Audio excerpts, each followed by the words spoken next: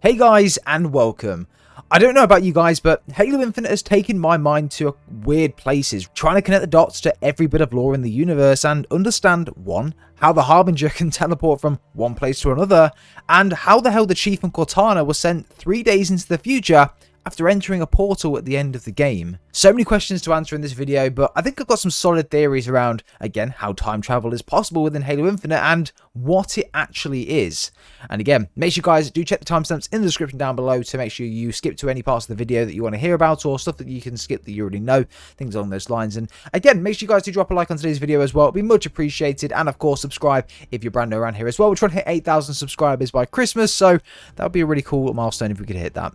Without further ado though, let's get straight into it. Okay, so there are two canon explanations for time traveling in Halo Infinite. One, of course, being slip-space translocation, and the second being an accelerated chronological field. Now, going over to them both in detail, starting with slip-space translocation. This is actually Forerunner technology which is again used by the Promethean Knights in Halo 4 and Halo 5. This is how they teleport from one place to another in-game and when you're in gunfights with them. This does make a lot of sense from the Harbinger, and potentially the Endless have the same power as this. Take a look at this theory and let me know what you think down below. And this was one that I came across on Twitter actually, and it was a really interesting point, and it made me actually do a bit of research about it, and now I'm thinking about it, damn, this makes a lot of sense. Now, as you can see on screen right now, this is the tweet. The account holder is named Katie, so make sure you go check her out on Twitter. Look at these images and tell me that they don't have a resemblance. And coming off the back of Halo 4 and Halo 5 being solely around Prometheans, this just have a bit of weight to it. Abandon a precursor AI, turned crawlers into pseudo-organic versions of themselves in the Promises to Keep story of the Halo Fractures book. So what if the Endless are creations of the precursors that are organic forms of the Forerunner constructs or something along those lines? This would make a lot of sense as to how the Harbinger essentially teleports.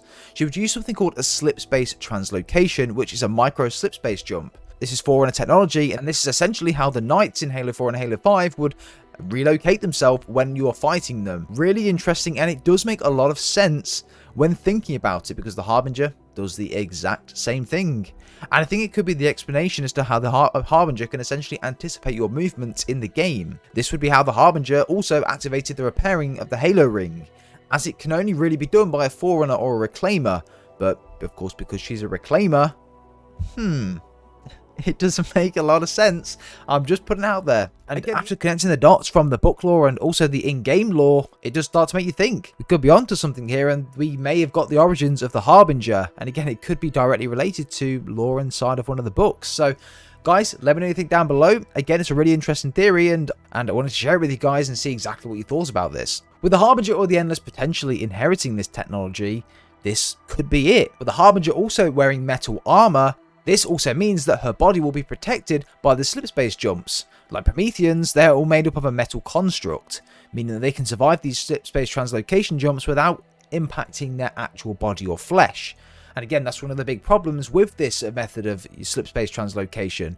Unless you have sufficient protection for your actual flesh or skin or your actual body, then you're in big trouble of it being damaged or potentially dying doing this movement. And again, this is one of the reasons why this Forerunner technology isn't necessarily used by a lot of the factions, because again, they don't have the sufficient armor or, again, the technology to counteract the slip-space translocations. So again, yeah, this is used by Spartans, Prometheans, and things along those lines. Not used by Spartans as much, but again, they have the protection to be able to use it. And of course, Prometheans, they're covered in metal, so that's exactly what they used at the time as well. And of course, the Harbinger has some form of metal armor on throughout the campaign, and we can see that very clearly. Maybe the Harbinger is connected to the Knights and she's a Reclaimer.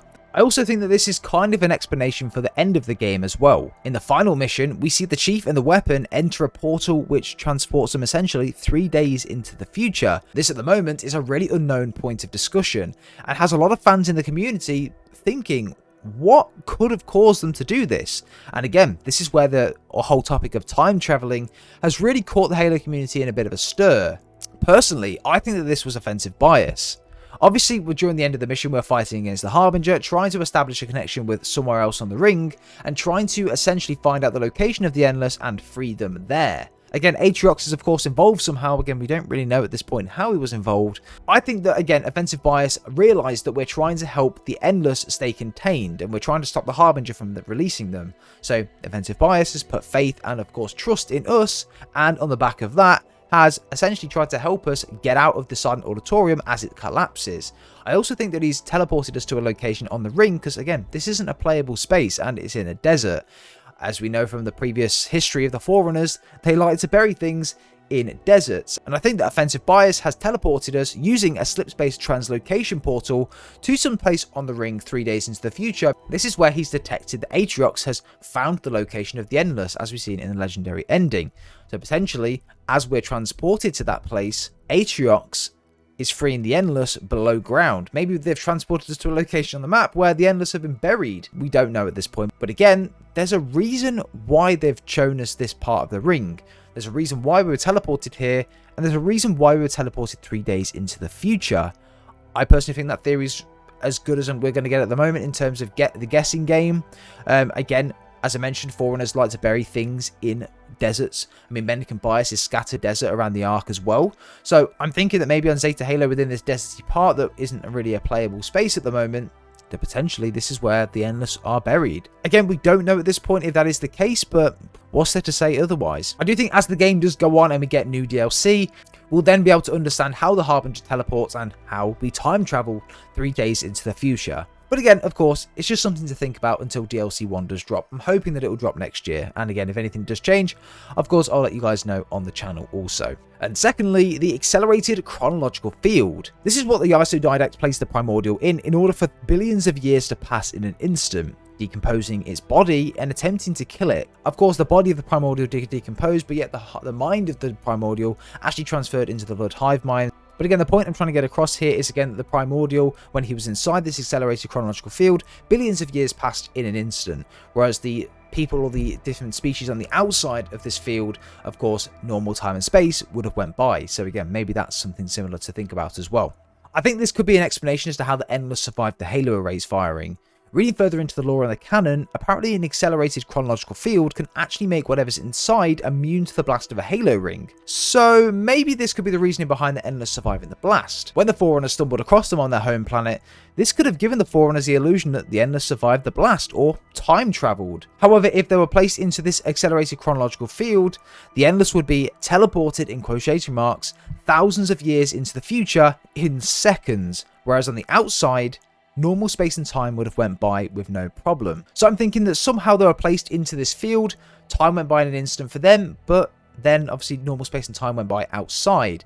Of course, there are a couple of exploratory groups that were roaming around the galaxy, and of course they stumbled across this homeworld of the species Xalanyn, which goes by the Endless, and of course this is where they were found. I think this is a pretty good explanation as to how they might have survived without having the powers to time travel. I don't think that 343 would have put time traveling into Halo, because I think it would just be ridiculous, but I do think that this is a good explanation as to how they survived the Halo blast, and 2, how they were fine when the Forerunners found them and just live and well.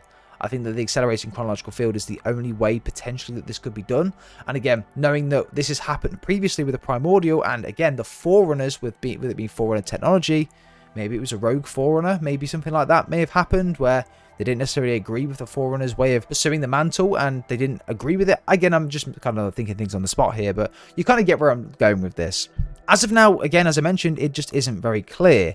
Again, the story didn't really do a great job with telling us how the Endless do it. The Endless are still very much a mystery. And again, I feel like they've done this on purpose to, again, open up the doors for DLC, which is fair enough, which is understandable. But again, it just gives us a lot to ponder about until we wait for DLC 1. But again, going off theory that we said earlier, the Harbinger's ability, which I presume is the same ability as the Endless as well. I think that the Endless will have the same teleporting ability as the Harbinger. I think they use slipspace translocation to go from one part of time to another. Again, like the Prometheans did in Halo 4 and 5. And again, going back to the previous theory, I think that the book lore really does make sense, to be fair. And that could be an explanation as to what the Harbinger is and where she potentially came from. So in summary, after hearing 2 potential possibilities, what do you think about it? Slipspace translocation is of course what the Harbinger and the Endless would use essentially to teleport in game, and the accelerating chronological field could be an explanation as to how the Endless survived the Halo arrays blast, giving the Forerunners the illusion that they time travelled or survived the blast. Now, do I think that time travels in Halo? Yes and no. I think technically speaking, if we wanted to go down that route of being technical, then yes, if you enter a portal and go into the future, I suppose it is classed as time traveling, but do I think it's intended to be like a time traveling and going forward and backwards in time like a film like Back to the Future? No, I really don't. I think this sets the story up well though, as it stands. Why were we teleported 3 days into the future? Could this be when, as I mentioned earlier, when Atriox found the Endless and offensive buyers knew about it and essentially wanted to teleport us to this location at this particular time because of course this is when the story is going to kick off when we get the DLC 1. Did he teleport us to a new location where the Endless were buried, as the Forerunners like to bury things in deserts? Guys, let me know your thoughts and opinions down below in the comments. Drop a like if you did enjoy and subscribe for more content, of course, coming daily on the channel. And yeah, I'd love to know your theories down below, so please do let me know. Guys, have a good rest of your day. Speak to you all soon.